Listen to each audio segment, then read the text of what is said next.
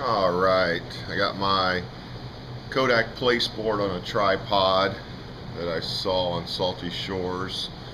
Made me want to go out and purchase one to see how it works. We're going to give it a shot today while we're tying some flies.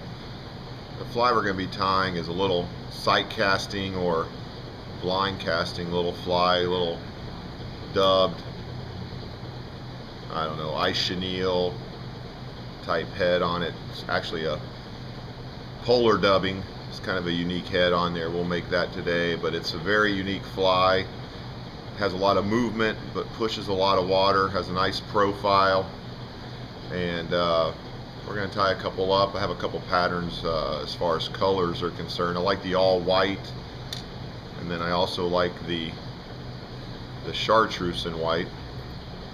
Both these seem to work real well, but I'm going to tie a little red head and white tail that I like a lot as well. So there's definitely a couple of color options that you can play around with, and they all seem to have a lot of success. So let's go ahead and tie one of these up today. We're going to use a Gamakatsu SC15 2/0 wide gap hook. It's a good strong hook, short shank. It's perfect for these lighter weight flies. Go ahead and secure our thread.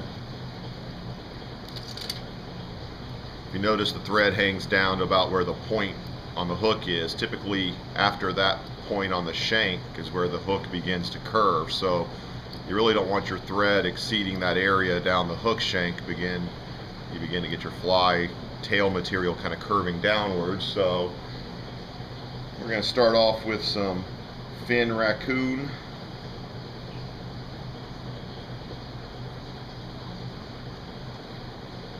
Get a fairly generous amount of the fin raccoon. I'll leave the guard hairs in. I think it gives a little bit of a tail effect back here, a little hint of movement. We're going to go ahead and secure that onto the shank of the hook. No need to make it pretty. We're going to be working with this quite a while, so don't worry about anything being out of position or anything like that. Then we're going to take a little bit of a angel hair type flash, a real thin pearlescent flash. It'll actually add to the movement of the fly, being that it's so thin and not rigid like Flashaboo or Crystal Flash. We're just going to extend that down the length of the fly. Certainly want that to go all the way back to the length of the guard hairs if you can get it that long. And then we're going to put in a mono foul guard, simply a mono loop. You want to tie your mono loop on top of the hook shank as opposed to just running it underneath the materials. If you run it underneath the materials, you're really not accomplishing what the loop is designed to do. So you tie it on top, and then you actually pull the materials through. And a couple pieces didn't quite make it out. Just get my scissors and pull them out. But that's how you're really wanting to accomplish that foul guard on the fly, by pulling the materials out of the loop. That really works the best.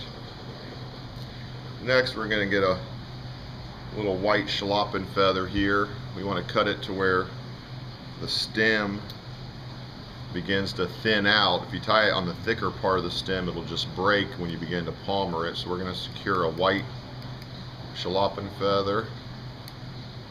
We're going to palmer that guy, pulling the fibers back as we wrap, like always. That schlappan's going to add a little bit of transition down the length of the fly and give it a little bit of bulk for pushing some water if the water's a little bit off color.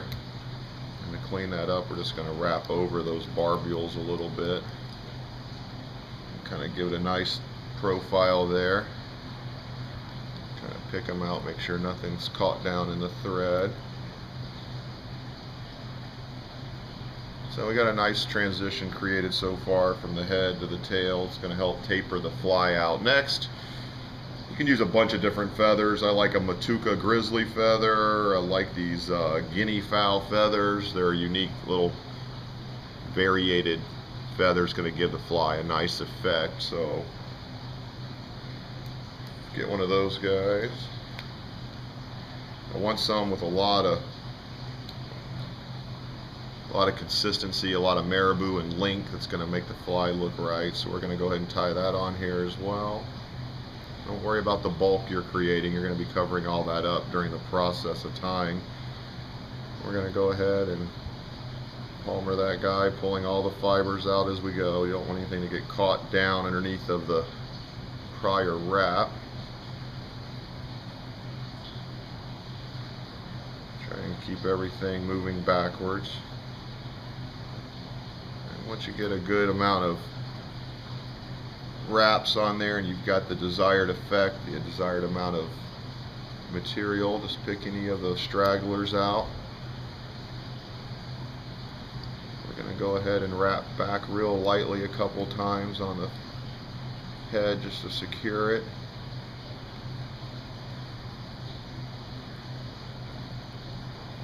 That's all looking pretty good so far.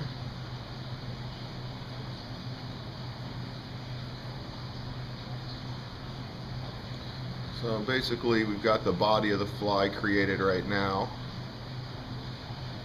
And now we're going to put on some small bead chain eyes just to give it a little bit of weight. I don't go much larger than a medium-sized bead chain. Just helps the fly get down. We're going to go and secure those as well. Figure 8 those on. It's not real important how secure they are. We're going to be putting a head on here that's going to actually hold those in place as well. Just keep everything out of the way while you're wrapping.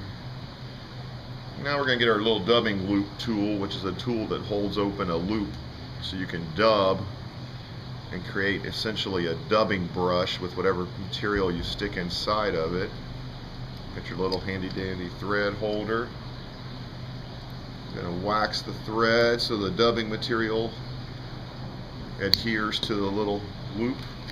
And I've got like a polar dubbing, ice dubbing, polar dubbing. It's a shredded synthetic dubbing. I like this reddish orange hue. It seems to work well with this particular color scheme. I'm going to pull some out and just kind of break it up into finer pieces if I feel like it's a little longer than I might want. And then just stick it in the dubbing tool or the dubbing loop. Kind of spread it out in there. Grab yourself some more. Once again, you just want to spread it out inside of the loop, trying to evenly place it throughout that loop. So we got a good amount in there right now. You're going to grab down here at the base of the loop and then twist your device. That's going to put a bunch of pressure in the form of twist, and when you let go, it actually twists that whole loop of material, catching all of that shredded material inside the loop. You've essentially formed, for all intent and purposes, a hackle. Call it one little piece of hair there, no big deal. So now, just like you would a hackle or a cross-cut rabbit, you've got essentially the same thing created here in this loop. You're going to come and actually palmer that, pull back just like you would on a hackle, and then just figure 8 it around the eyes.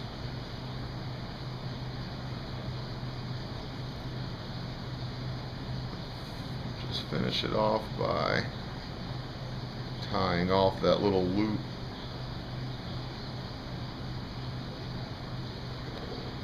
Come back and we're just going to trim where that loop got tied off. That's essentially the fly. Now we're going to come back and pull everything out of the way and clean it up a little bit. Come back now and I just pick at this head.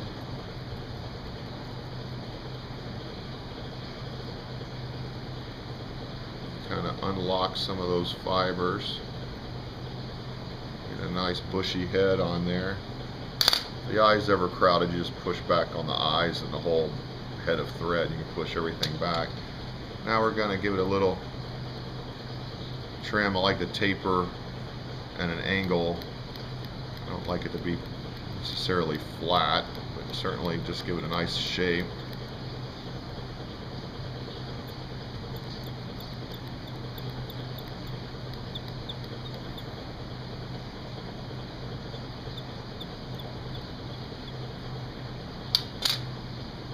Push the head back a little bit here. Condenses everything.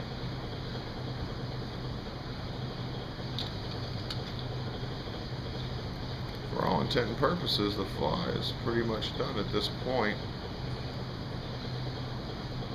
Get a nice head, a little bit of transition to the body. We're going to add a monofilament weed guard, and that will be it. Fairly quick fly to tie. Doesn't take very long. I like a double mono weed guard, just kind of pinch an edge. A couple of wraps, tighten it up. A couple of wraps behind.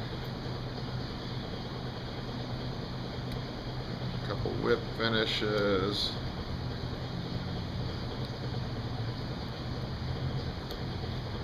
Cut off any little stragglers.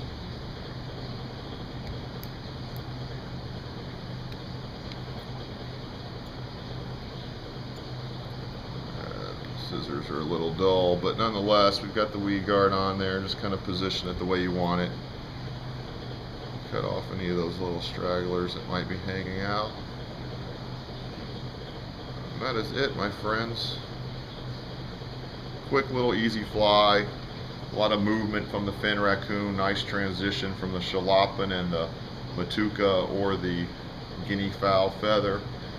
A little zappa gap to finish it off. That'll adhere down into the eyes and all the material, make it nice and hard. And that is it. Nice little sight casting, even a little blind casting. You could make this a little bulkier in the middle with more material if you wanted to really push some water. Definitely the more jalopin or guinea fowl you added would give it a bulkier middle part, help it push water for blind casting, but certainly this will work for most situations. So there you have it. Don't have a name for it. Don't really name my flies or anything like that, but it certainly works well. So definitely either the red and white version or the chartreuse version works real well. This one has a little more bulk, as you can see, and it might be a little more likely to push water, and then the all white version also works really, really well. And there you have it, my friends. Good luck tying.